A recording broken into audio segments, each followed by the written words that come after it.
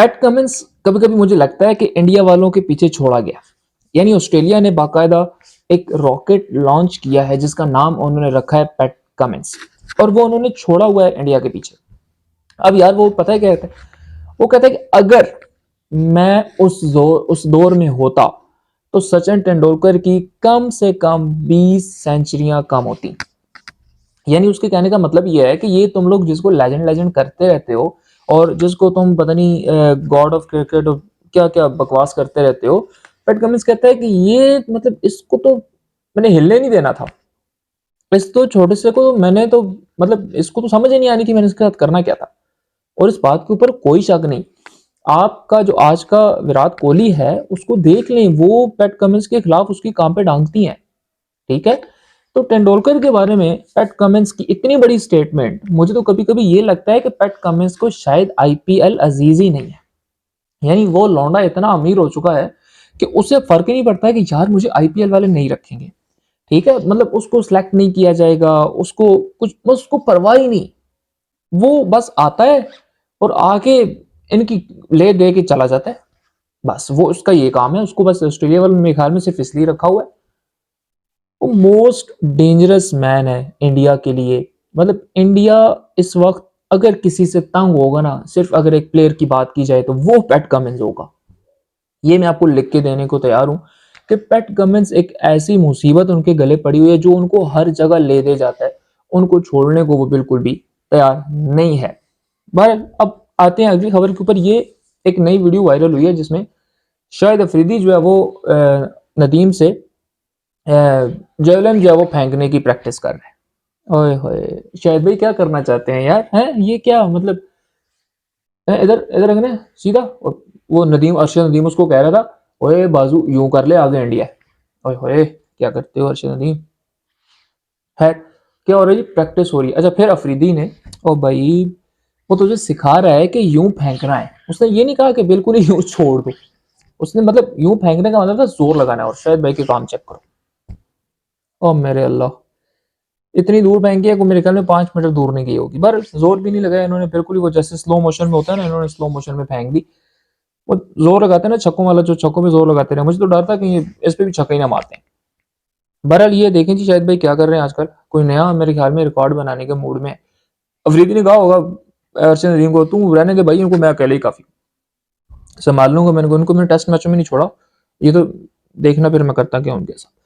अच्छा, उसके अलावा नाजीन, ये एक टोला है, खास टोला, जिसका सिर्फ एक काम है कि पाकिस्तान पे भौंकना।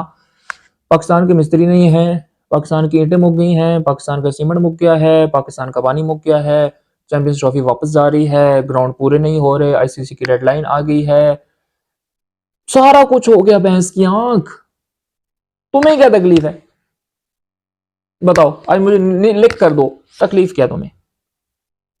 ओ जी, सारे ग्राउंड इन्होंने इकट्ठे जो है वो शुरू कर दिए हैं, इनसे कोई तैयार नहीं हो रहा, इनसे कोई ये नहीं हो रहा। अपनी शक्ल तो इतनी थी नहीं, अपनी काम पे टांगती थी, इतनी जरूरत नहीं थी कि पाकिस्तान आते, पाकिस्तान में एंट्री करते।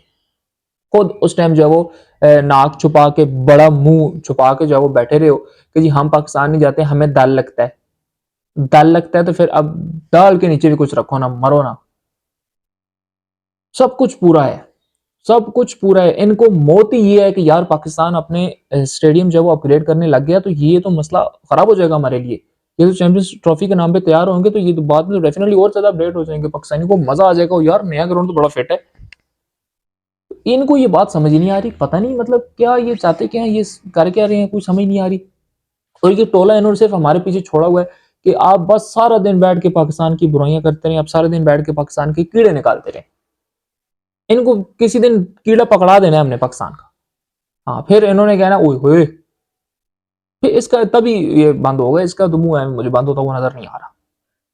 पर उसके अलावा नाज़रीन, पाकिस्तान वर्सेस वेस्ट इंडीज, आज सुबह सुबह धुंध बड़ी थी तो मैच थोड़ा सा लेट शुरू हुआ। यानी कि इतनी हमने पंखे लगा के और वो नर्सरी वाला सारा शेटअप लगा के तो हमने कोशिश की कि जी किस तरह पिच को खुश्क किया जाए। अच्छा, हमने पिच खुश्क की, सारा कुछ किया, वेस्ट इंडीज ने बॉलिंग करवानी शुरू कर दी। ओ भाई, स्पेशल जब एक पिच बनाई है बॉलिंग के लिए तो उस पर बैटिंग करने की क्या जरूरत है पहली। मतलब कुछ भी पाकिस्तानी कुछ भी कर सकते हैं ये, मतलब खुद ही बॉलिंग पेज बना दे, खुद ही बैटिंग करने आ गए।